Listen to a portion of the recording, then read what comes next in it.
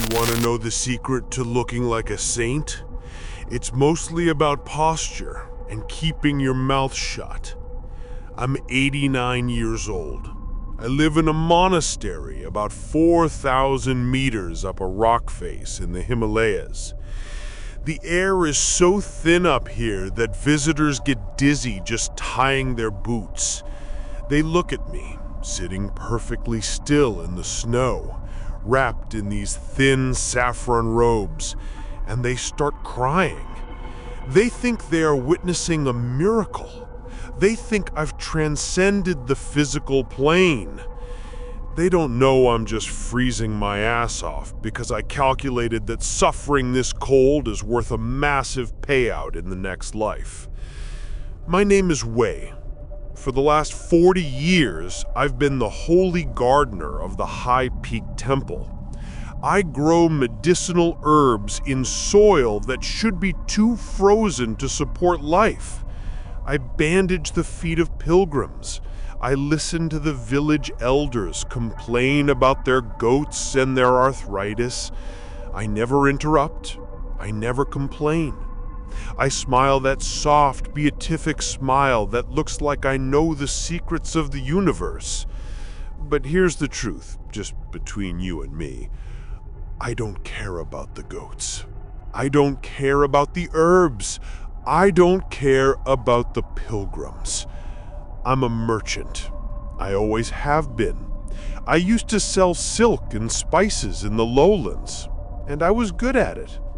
I knew exactly what things cost and what they sold for. When I came up here, I didn't stop being a merchant. I just switched markets. I stopped trading coin and started trading virtue. Every morning, I wake up at 3 a.m. That's 10 karma points. I scrub the floors until my knuckles bleed. 20 points. I give my bowl of rice to the starving stray dog outside the gate. 50 points. I keep a ledger in my head. I'm karma maxing. That's what the young hikers might call it if they knew what I was doing. I'm obsessively stacking up good deeds like gold bars in a vault. My goal isn't enlightenment. I don't want to dissolve into the cosmos. I want leverage. I want to walk up to the pearly gates or the bardo or whatever judgment awaits, slam my ledger down on the counter, and demand the premium package. I want total safety. I want a guarantee. But lately, the atmosphere up here has changed. The wind sounds different. It doesn't whistle anymore. It whispers. And the shadows in the corner of my hut seem to stay put even when I move the candle. I have this sinking feeling that I've been auditing my own books, and I might have missed a very important line item. You're wondering why a successful merchant runs away to freeze on a mountain for half a century? You think maybe I had a vision? No. I had a sister. Her name was May. May was the actual good person. She didn't keep score. She just loved people. She'd give away her lunch and not even remember doing it. She was chaos in a way. Messy, loud, happy chaos. When I was 45 and she was 40, a cart broke loose in the market square. It was a heavy transport, loaded with iron beams.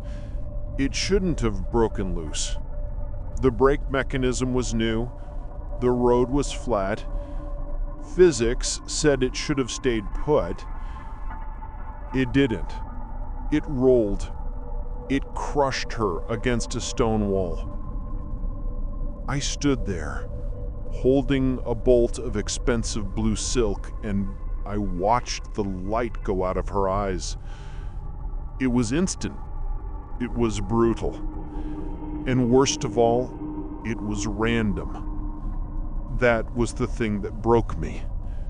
Not the grief, though that was heavy, but the randomness. The absolute lack of logic. May was good, and the universe crushed her like an insect. There was no transaction. She didn't get what she paid for. I couldn't handle the chaos. I couldn't sleep thinking that life was just a series of accidents waiting to happen. I needed rules. I needed a system where input equals output. So I created one.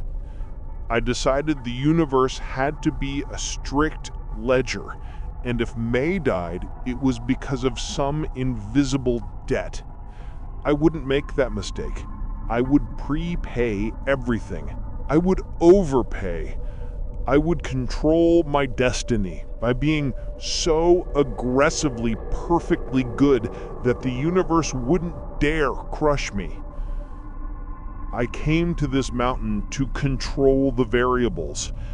No family to lose, no money to be stolen, no carts to break. Just me, the rituals, and the score. But there's a problem. A big one. Yesterday, I was washing the sores of a leper who climbed up from the valley. I washed him tenderly. I spoke kind words. I gave him my blanket. On the outside, I was a saint. But inside, in my head, I was screaming. I was disgusted by the smell. I hated him for coming here and dirtying my clean floor. I resented every second of it. I was doing the deed, but my heart was venomous. And last night, as I lay in the dark, I heard a voice. It sounded like the wind, but it came from under my bed. It said, "The ledger records the thought way, not the hand." If that's true, if my resentment counts against my actions, then I haven't been saving up for 40 years. I've been digging a hole, and I think something is finally climbing out of it to collect. It happened 3 days later. I knew it was coming.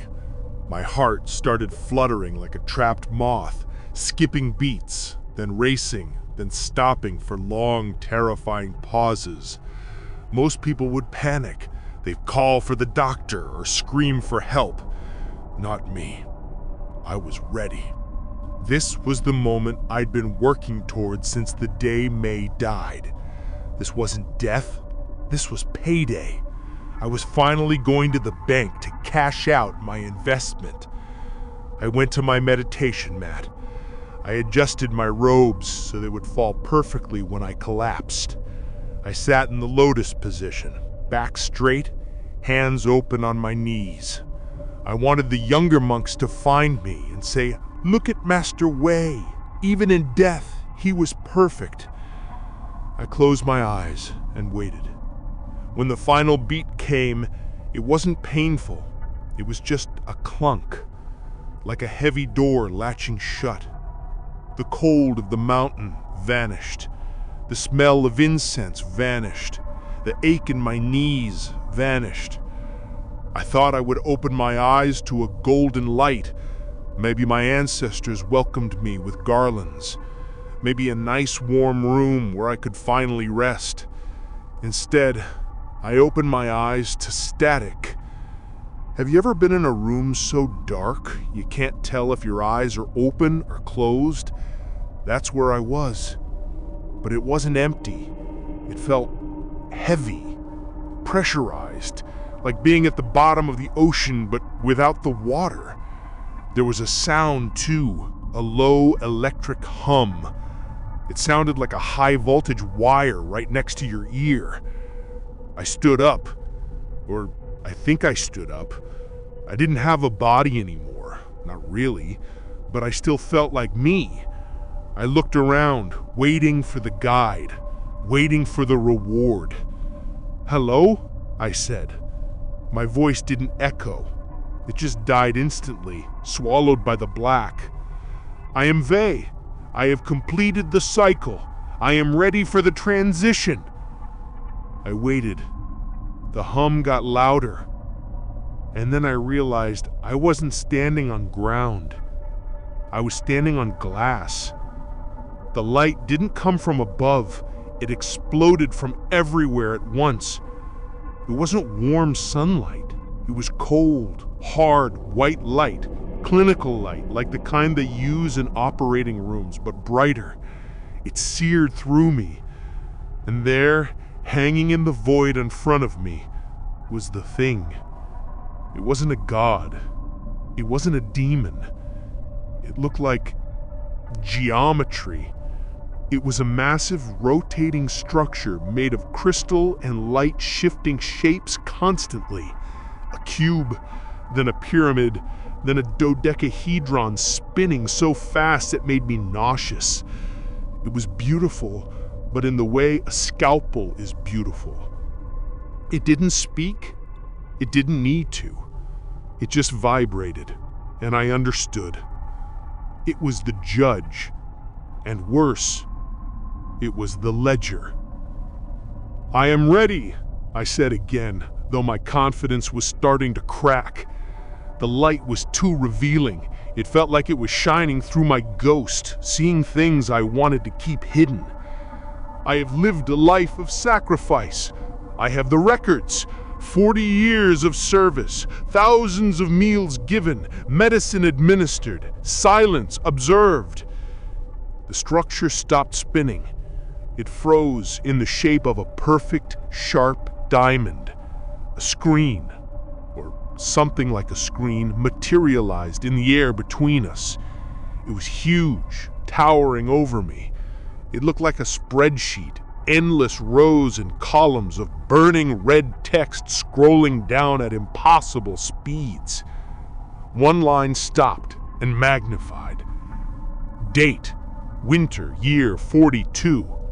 Action, gave rice to starving dog. External value, +50.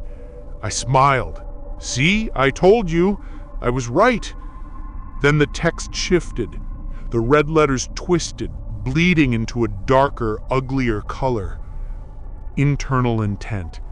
Disgusting vermin. If I feed it, I gain merit. If it dies here, it will smell. True moral value, -50. My smile fell off my face. I stared at the number. -50? That wasn't right. That was a transaction fee. That was a clerical error. "Wait," I said, stepping forward. "Wait a minute.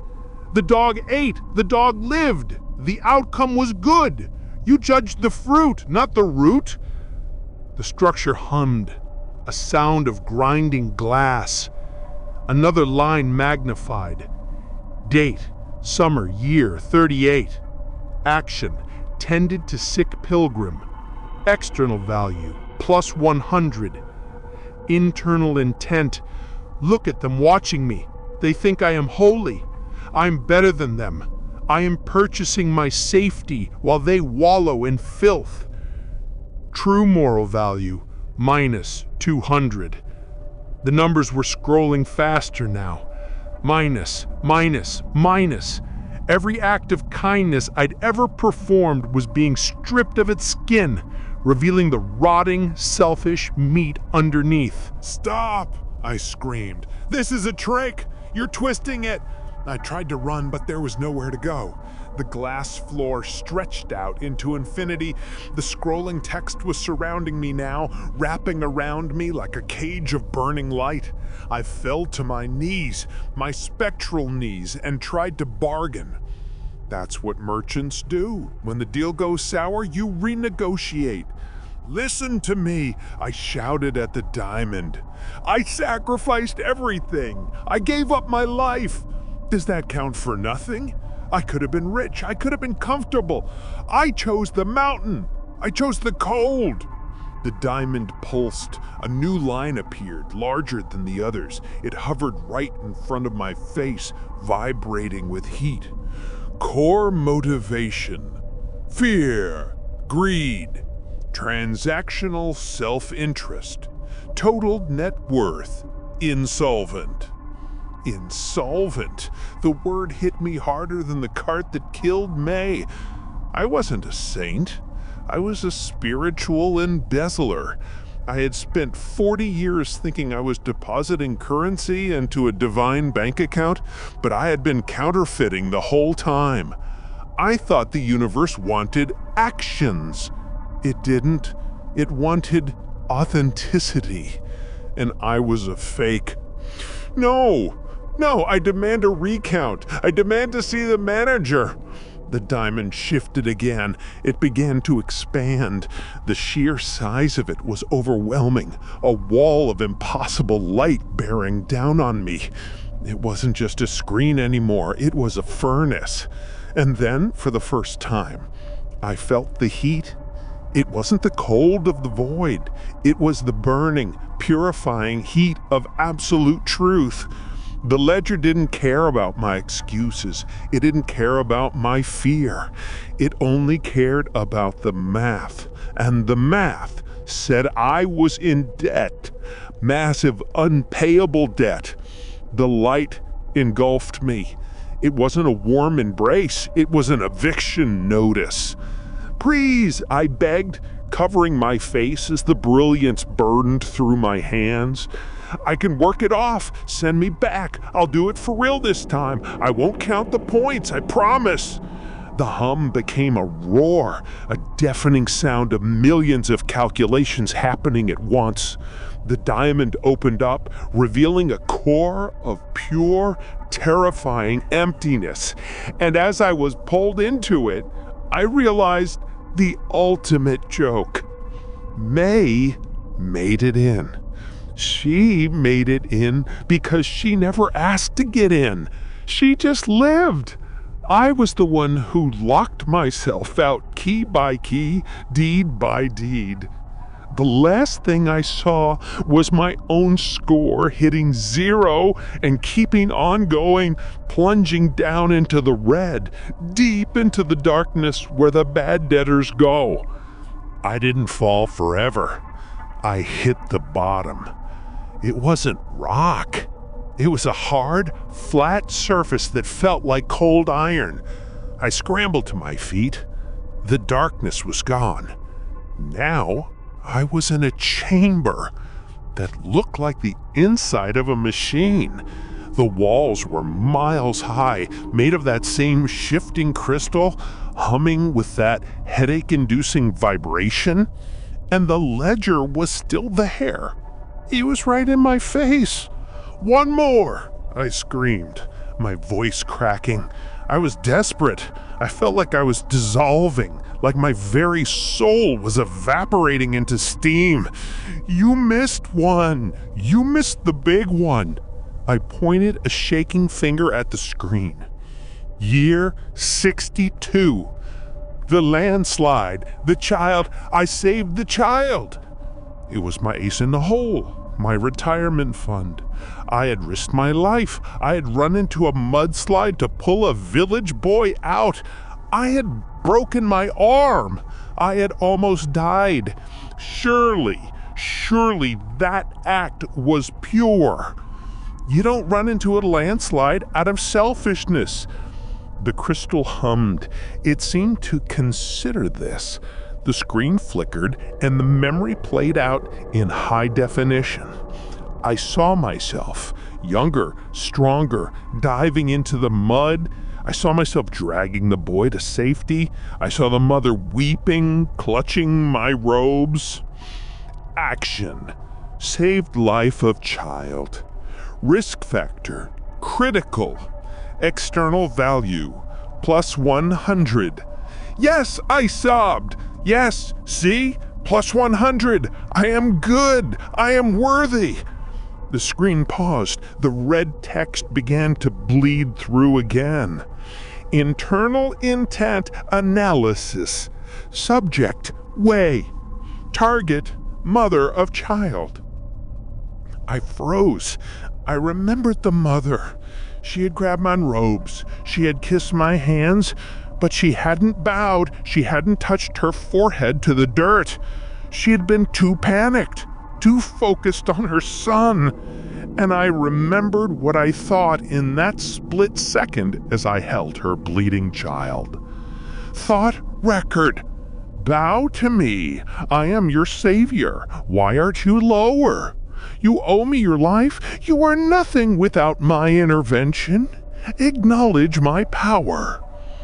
The text on the screen flared blindingly bright. Recalculation. Good deed value 100. Pride and resentment penalty 101. Net moral value -1. -1. I stared at it. All of that pain, all of that effort, and because I wanted a receipt, because I wanted her to grovel, I had lost money on the transaction. No, I whispered. That's unfair. It's just 1 point. It's just a rounding error. The voice that answered wasn't the wind this time. It came from everywhere. It was cold, flat, and absolutely final. Your service was for self. You did not save the boy. You saved your investment. And then the shattering started. It wasn't physical pain. It was worse. It was the sensation of being unmade. My saffron robes, the symbol of my 40 years of fake holiness, didn't rip. They just ceased to exist. My smooth, unlined skin, preserved by years of meditation, withered instantly. I looked down at my hands. They weren't the hands of a master. They were the grasping, clawed hands of a greedy merchant. I was naked. I was small. I was exactly who I had always been. A terrified little man trying to bribe the universe. I tried to cover myself. I tried to run. But the floor just stretched out, infinite and gray. I don't know how long I've been here. Time doesn't really work in the gray room. There is no fire. There are no demons poking me with pitchforks. That's the stuff of children's stories. The reality is much worse.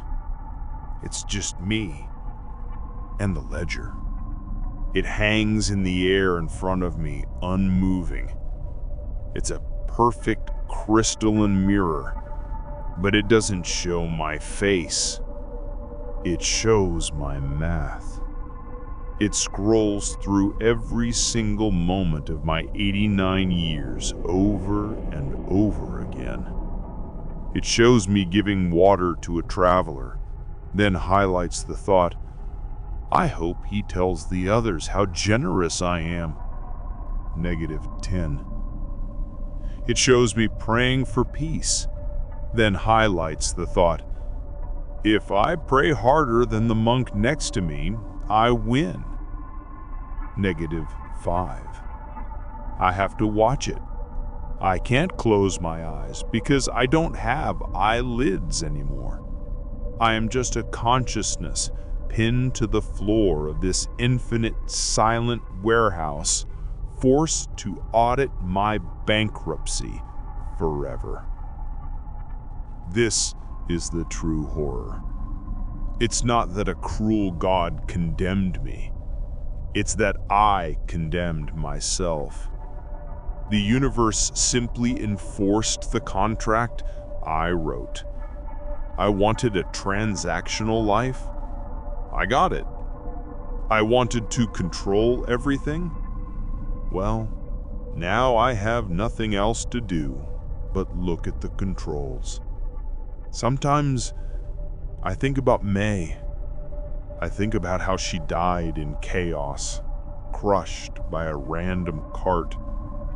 I used to think that was the worst fate imaginable. I used to think the lack of order was hell. I was wrong. Hell isn't chaos. Hell is absolute, perfect order. Hell is getting exactly what you paid for, down to the last cent, and realizing you spent your whole life buying the wrong thing. Net worth, negative 4,592,000. And the counter is still running. I'm not supposed to be here. Not here, in this, well, we'll get to that part later. My name is Narabelle, and I need you to listen to me. I know this sounds crazy. I know, but you have to believe me. Right now, I'm just Maribel. But for a long, long time, I was Maribel. Capital M. The face of the 70s. You've probably seen the pictures, even if you don't know it's me. The Moonchild perfume ad, the one they banned in 3 countries, that was me. The Runway magazine cover with nothing but a live python and a smile, me again. I wasn't just a model, I was liberation. I was the future. I smoked on talk shows, I wore dresses that were basically just string, and I pushed every single boundary they put in front of me. I was it. Now I live in a quiet beige apartment in Century City that smells faintly of lemon polish and old roses. It's fine. My work, if you can call it that, is maintenance. I run a blog. A blog. Can you believe it? The woman who was the symbol of the sexual revolution, now she just types. I post about ageless beauty and classic style. I review $1,000 face creams that promise to reverse time. It's all a lie, of course. My followers are just women my age, all of us terrified, all of us pretending these little pots of goo or a magic shield. But it pays for the real treatments. The goal, see, is to stay relevant. That's the only goal. Don't let them forget you. Because if they forget you, you might as well just disappear. And that's the thing, isn't it? Disappearing. It doesn't happen all at once. It's not like a magic trick where 1 minute you're there and the next, poof. It's a slow fade. A dimmer switch. First, the big campaign stop. They want fresh, they say. We're looking for a new energy. Then the party invitations get smaller, less frequent. You go from the Met Gala to a brand launch for some designer you've never heard of. Then comes the worst part. You walk into a room full of people who used to weep to get a photo with you, and they look right through you. Or worse, they give you that polite little smile. The one that says, oh, bless her heart, she's still trying. You have no idea what that feels like.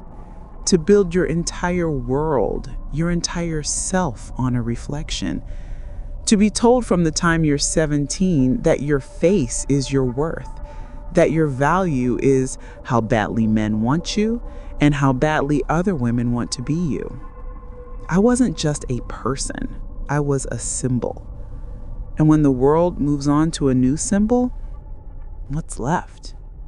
Just a blogger. I was terrified of being invisible. I mean, truly, bone deep terrified. I look in the mirror and see the lines flocking to the corners of my eyes, the little sag starting in my jaw, and it didn't feel natural. It felt like an invasion, like something was actively erasing me line by line, day by day. I would have done anything to stop it, anything at all. And that's the problem. That's how this all started. I found someone who said they could. His name was Dr. Ymir. He wasn't some back alley butcher, God no. You couldn't even get his number unless you were somebody. His clinic was in a private high-rise in Beverly Hills, the kind with its own elevator that opens right into the lobby. The lobby itself was all white marble and orchids. It smelled like money and ozone, like a rich person's idea of a hospital. He was smooth, silver hair, a perfect tan, hands that looked like pianists. He didn't promise me the moon. He didn't say, "I'll make you 25 again." That's what amateurs say. No, Dr. Ymir just tilted his head, looked at me with this deep, total understanding and said, "We're not reversing time, Maribel. We're simply refining the present." I loved that. Refining. Like I was a masterpiece that just needed a better frame. The first procedure was what he called a silhouette lift. Not a full-on wind tunnel facelift, just a tweak, a lift. To restore the angles you were born with, he said, his voice like warm honey. I went under thinking about that. Restoring. When the bandages came off, I cried. Not from pain, from joy. It was me, but it was the me I saw in my head, the me I remembered, not the one the mirror had been showing me. The jawline was sharp again. The slight sag under my chin, gone. It was perfect. It was a miracle. For about 6 months, I was flying. The blog numbers went up. I got invited to a Runway magazine retrospective. People looked at me again. I mean, really looked. They'd lean in, squint, and say, "Maribel, you look incredible. What's your secret?" I just laugh and say, "Good lighting, darling." I was Maribel again. Not a capital M maybe, but close. And then, one Tuesday, I saw it. I was at my vanity, the one with the horrible magnifying mirror I'm addicted to, getting ready for some pointless luncheon. I was putting on moisturizer, and right by my left ear, just tucked into the hairline where he'd done the main incision, there was a pucker. It was tiny. You wouldn't have seen it.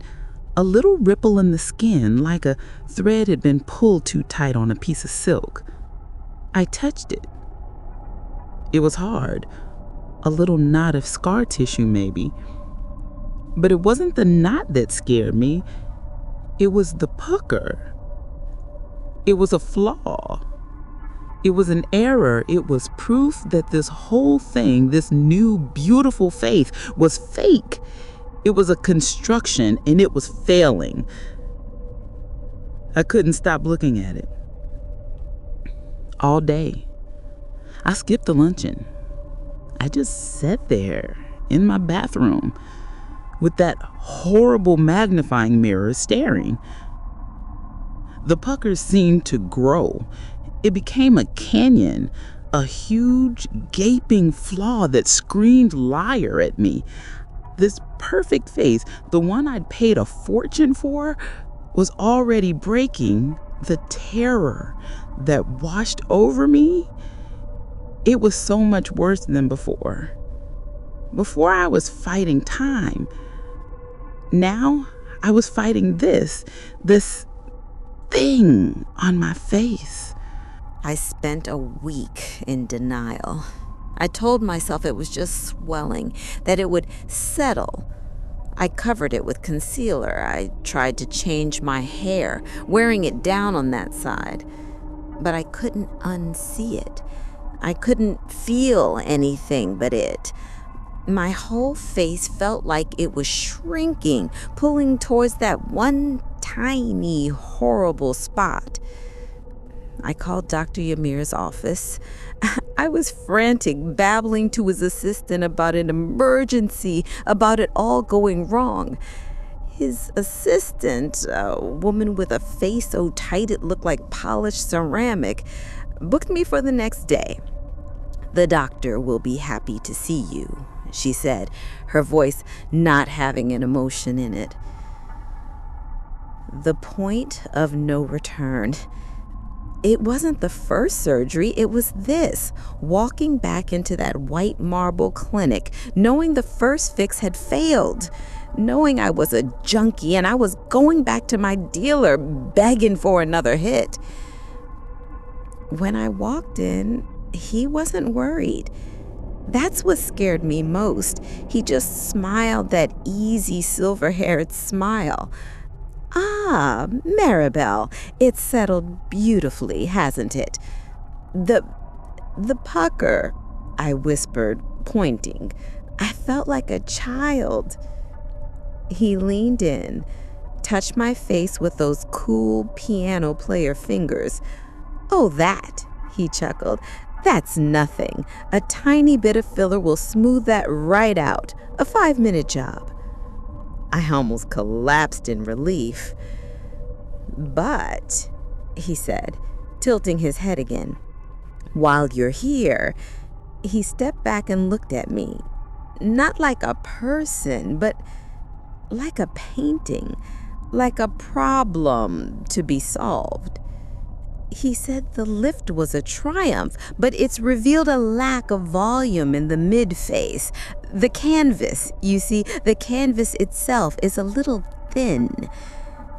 I didn't know what that meant. I just nodded. "We can fix that," he said, that smile widening just a little. "A structural graft. We take a little fat, a little material, and we build up that perfect cheekbone again. We make the canvas stronger." He was going to build on me. And I said yes. I said yes before he even finished. I needed it. I needed him to fix the pucker, and if he had to fix the rest of me to do it, fine. Waking up from that one, it wasn't the same. The first time was joy. This was just pain. A thick, throbbing, heavy pain. My face felt like huge. It felt like a mask, a heavy, wet mask. They told me not to touch the bandages, but that night in my perfect, quiet apartment, I couldn't sleep. I felt wrong. I went to the bathroom. I looked in the mirror. Bandages, tape, swelling, and 2 black eyes staring back. My fingers, they moved on their own. I had to see. I had to know. I peeled back a small corner of the gauze right on my cheek. It wasn't my skin. It was shiny, beep, waxy, purple shiny. And it was pulled so tight I could see the shape of the bone underneath it. But it wasn't my bone. It was sharper, different. I touched it. It was cold. and it didn't move. It wasn't skin. It was an object. I let the bandage fall back, but I couldn't unsee it. That wasn't refining. That wasn't restoring. That was replacing. And that's what I did. For 30 years, it became a cycle, a constant churning need. The structural graft made my eyes look too small, so Dr. Ymir fixed that. But the eye lift made my brows look heavy, so we fixed that. And the brow lift made my forehead too high, too blank. On and on it went. A new doctor when Ymir retired, then another in Switzerland, one in Korea. Each one saw a new flaw, a new problem to be refined. My money, all of it, just poured into this, into maintaining the construction. I wasn't a person anymore. I was a project that was never, ever finished. I lost track of the real me. I'd see an old photo, the Runway magazine cover, the perfume ad, and I felt nothing. Just a vague sadness for that stupid, confident girl who had no idea what was coming. She was the before picture, and I was the after. Then I was 73, and I was a mess. Nothing held anymore. The skin was thin, the seams were showing. The last doctor, a man in a bleak gray clinic in Munich, he'd made a mistake. My mouth wouldn't close properly on one side. A tiny, constant droop. I went back to him, weeping, begging him to fix it. He just looked at me with cold, tired eyes and said, "Machabel, there is nothing left to lift." But I found one more. Of course I did. A young, brilliant doctor in Brazil. He was the new genius. He promised me a total structural revision. He was going to use new materials, new techniques. He was going to rebuild me from the bone up. It was the last great procedure, the one that would finally make it all perfect. The healing was beyond pain. It was just a black, throbbing void. I spent 2 weeks in a haze, smiling back, sitting in my beige apartment, waiting. And then the day came. The bandages. I sat at my vanity, the one with the magnifying mirror I'd long since thrown away. I just had a simple, clean mirror now. My hands were shaking, not from fear, from excitement. This was it. This was the one. I started to unwrap the gauze. It was stiff, caked with old blood and antiseptic. I could smell the chemicals. Round and round, the gauze fell into my lap, filling my silk robe. My face was cold, numb. The last piece came off. I looked up. At first, I didn't understand. I just stared. There was a face in the mirror, but it wasn't mine. It wasn't human. The skin was a waxy yellow-white, pulled so tight across the new structure that it shone. It looked like polished plastic. My eyes, my God, my eyes. They were just two small, startled holes, wide open, unblinking, because the skin was pulled too tight to lip and close. The cheekbones were huge, sharp ridges like 2 blocks of wood shoved under the skin. And my mouth. He'd fixed the droop. Oh, yes, he fixed it by pulling it all into a permanent, tight, stretched slit. A little line, like a ventriloquist dummy. The pucker by my ear that started it all. It was gone. My ear was gone. Just pulled into the side of my head, a little nubbin of cartilage lost in a landscape of shining, scarred plastic. The delusion didn't just crack. It shattered in one single, silent scream. I saw it. I saw all of it.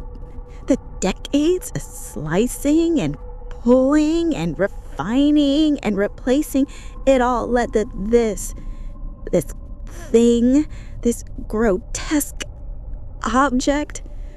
I tried to scream. I put my hands to my new, awful face, but the skin didn't move. It was hard, cold. I tried to scream, but the tight little slit of my mouth just twitched. A tiny hiss of air came out. I tried to find myself. I clawed at the mirror, leaning in, my breath fogging the glass. I looked, begged to find one thing, one freckle, one original line, one piece of me. There was nothing. She was gone. I had finally, completely erased her. I'd spent my whole life terrified of the coming invisible, and I'd gone and done it. I'd replaced myself. That was the last time I saw my own face. So, here I am. Remember at the beginning, I said I wasn't supposed to be here. Here is this room, my apartment. It's been, 10 years? 15? The blog is gone. The phone doesn't ring. All the mirrors are covered. The windows are covered. The TV is off. I can't look at other people's faces. They're so soft, so real. I live in the dark with the pain. It's a constant, pulling, itching pain. The seams, the structures under my skin, they ache. My face aches. It's a prisoner, and I'm a prisoner inside it. The skin is pulled so tight all the time. My eyes are dry always because I can't quite close them. I have to put drops in every hour just to stop the burning. This is my life now. Just me and the dark and the eye drops. I was so afraid of being a bless her heart case. So afraid of being looked through. And now I'm just a ghost story. The old model who vanished. They think I'm dead, probably. Or in some home. In a way, they're right. Maribel is gone. Only the refinement is left.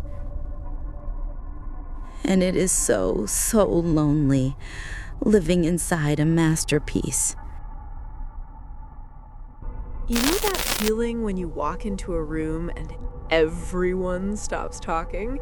The air just gets sucked out and all the eyes, every single pair, snap to you like magnets. God, I miss that.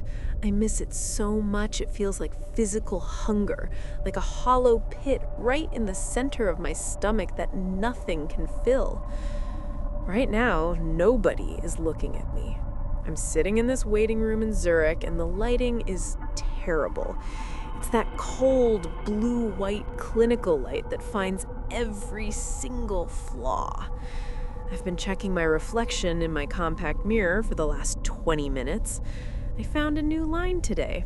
Just a tiny one, maybe 2 millimeters long, right by the corner of my lip. It's laughing at me.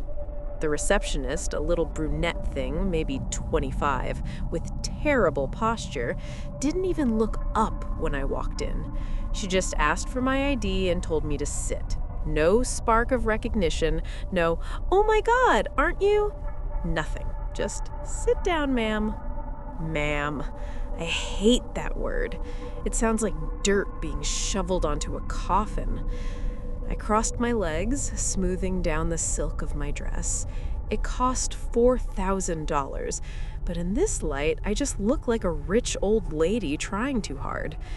The chair is uncomfortable, some modernist leather thing that's horrible for your back.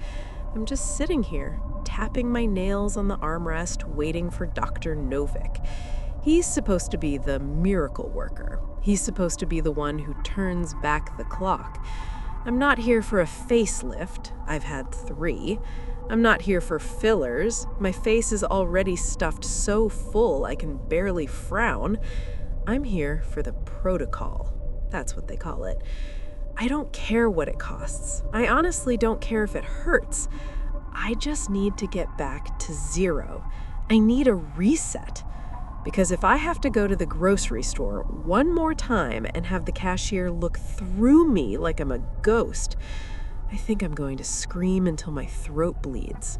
You have to understand, I wasn't just a model. I was the 70s. When I was 20, I was on every cover that mattered. Vogue, Harper's, Cosmo. I was the one who made it okay to show skin. I walked down a runway in Paris in 1974 wearing nothing but a sheer mesh top and a look that said, I owned the world. And I did. I owned it. Men crashed their cars staring at my billboards. Women cut their hair to look like me. I was electricity. I was dangerous. People think the worst thing about aging is the pain or the sickness. It's not. It's the invisibility. It happened slowly. At 30, I was mature. At 40, I was classic. By 50, I just evaporated. The trauma isn't something that happened to me. It's what stopped happening. The phone stopped ringing. The photographer stopped chasing me. I went to a gala last month. Me, the woman who used to host these things, and a security guard asked to see my ticket. He didn't know who I was. He looked at me with this polite, pitying smile, that "be careful, Grandma" smile. That night, I went home and sat in front of my vanity mirror for 6 hours. I looked at the loose skin on my neck. It feels like wet dough now. I looked at the way my eyelids droop, heavy and tired. I tried to find the girl I used to be, the sex symbol of the decade, but she was dead, buried under layers of time and gravity. I felt like I was suffocating. My entire life, my entire worth was about being looked at. Without the gaze, do I even exist? I'm 55 years old and I feel like I've already been dead for 5 years. That's why I signed the papers for Dr. Novick. He promised me youth. He said he found a way to reverse the cellular decay. He didn't say anything about stopping. He just said I would be young again. And honestly, I'd trade my soul to see heads turn one more time. Just one more time. You wouldn't believe the high. Seriously, cocaine has nothing on being adored again. 2 months after the protocol, I wasn't just back. I was a goddess. The cover of Vogue called me the timeless miracle. My skin was tight as a drum, glowing with that impossible peach fuzz radiance I hadn't seen since 1978. I was booking campaigns left and right. Younger girls, the ones with millions of followers, they were terrified of me. I walked into a room and sucked the oxygen right out of their lungs. I was at a shoot in Milan last Tuesday. It was for a high-end lingerie line. Very classy, very expensive. The photographer, Paolo, was obsessed with me. Yes, Anne-Marie, the light loves you. You are eternal. I felt invincible. I was wearing the silk robe, waiting for the next setup, holding a glass of champagne. I went to do my signature hand gesture, brushing the hair back from my temple, letting the light catch the diamond ring on my index finger. It's a massive rock, a vintage Cartier piece I've worn every day for 30 years. It's never left my hand.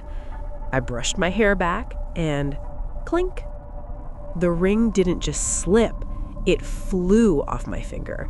It hit the concrete floor of the studio and rolled away under a lighting rig.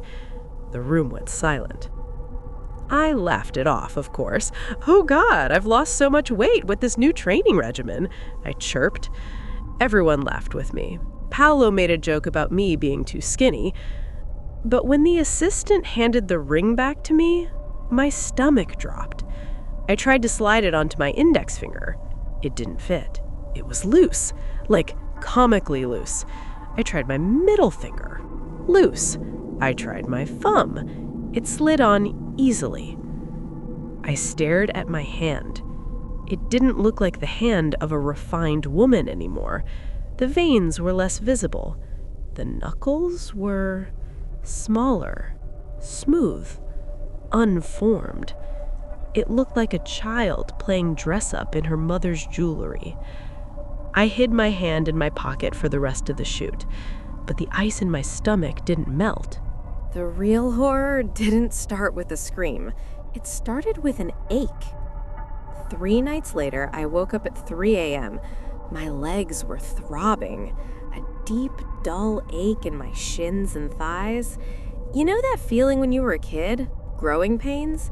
It felt exactly like that, but reversed. Like something was grinding, condensing.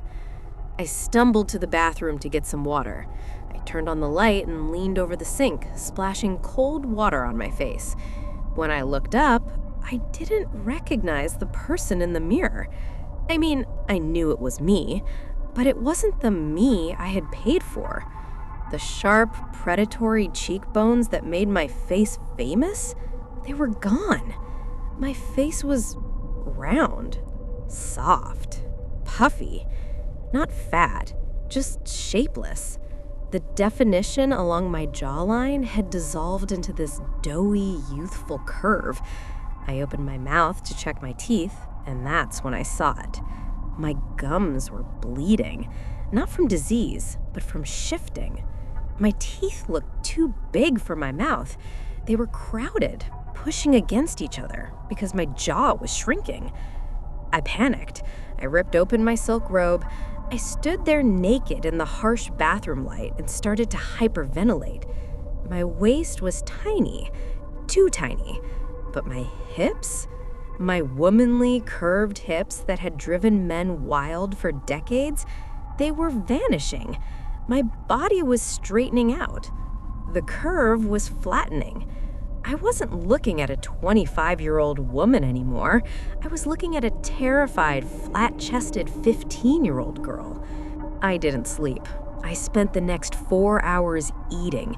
I ate everything in the fridge.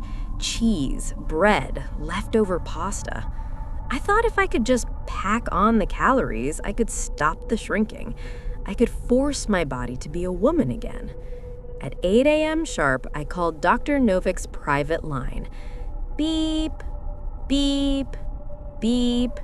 The number you have dialed is not in service.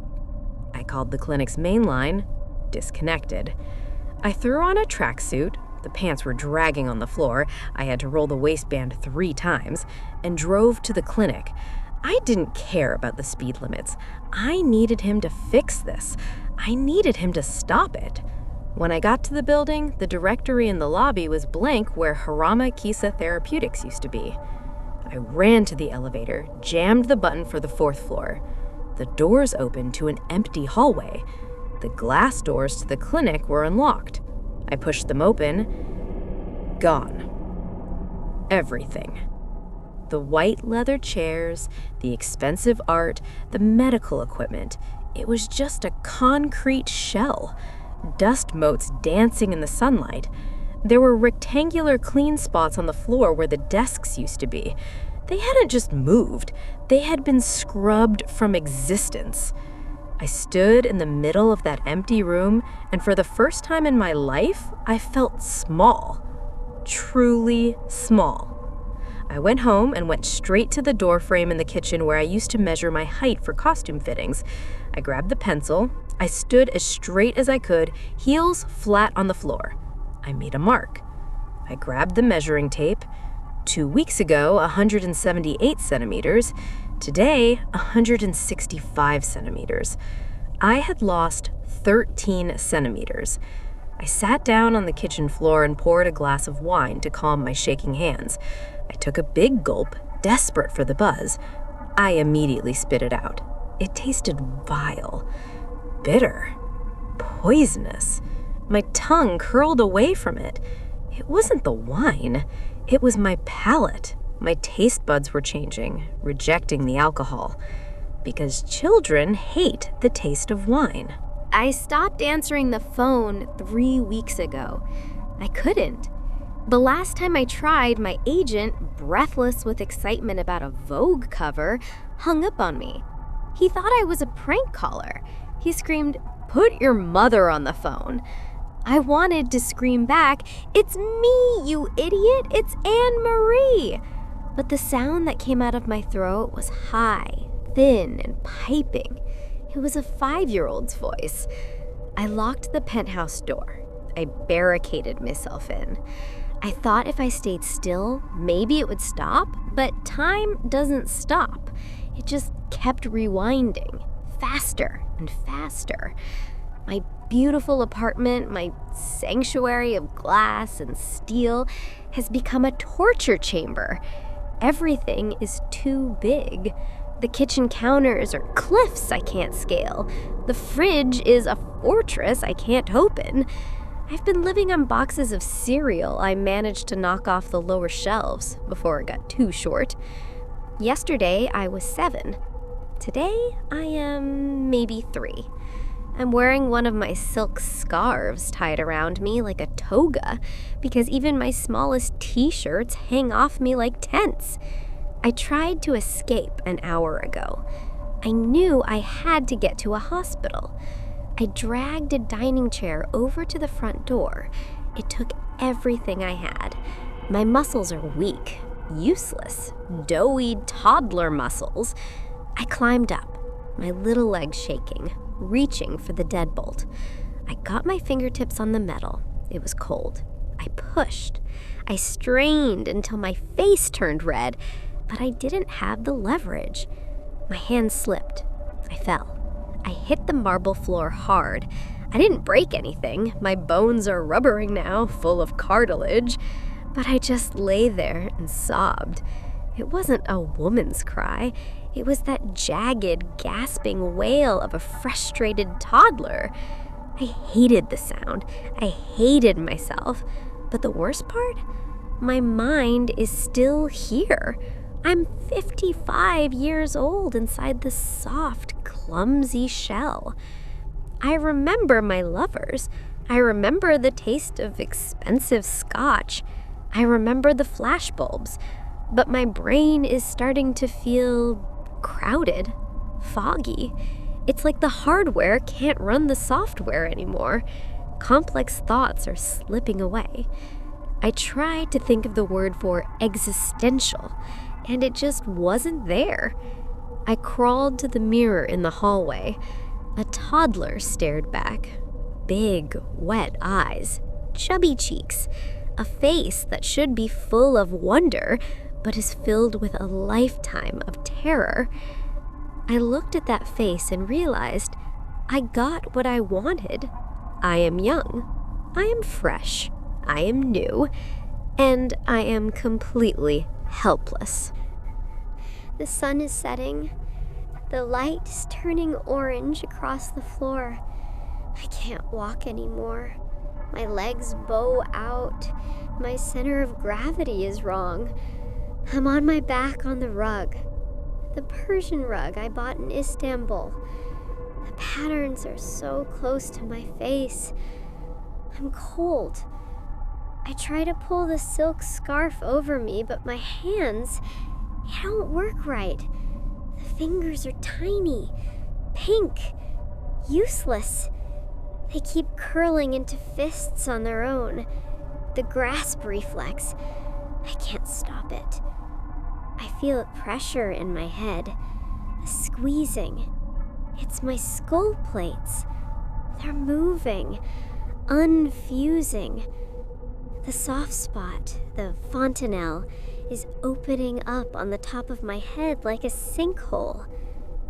The fear is still there, but it's changing. It's not the fear of losing my career anymore. It's simpler, darker. It's the fear of the dark, the fear of hunger. I want my mother. I haven't thought about her in 40 years. I hated her, but I want her. I want to be held. The room is getting bigger. The ceiling is miles away.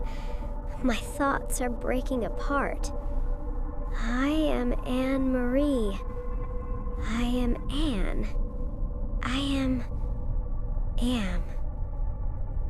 bright light, loud noise, cold. My lungs burn. I try to take a breath, but the air feels wrong, too thin. I need fluid. I need the water. I curl up, knees to chest. It's the only way to be comfortable. The silence is heavy, and the darkness is closing in from the edges of my vision. I wanted to be seen. I wanted everyone to look at me. But now, I am so small. I am nothing. I am a speck of dust on a rug in an empty room in the sky. I close my eyes. The heartbeat is so fast now. Thump, thump, thump, thump, like a bird. Then it slows. Thump, thump. Back to the start. Back to the nothing. Youth isn't wasted on the young. It's just a loan. And the bill? The bill is finally paid.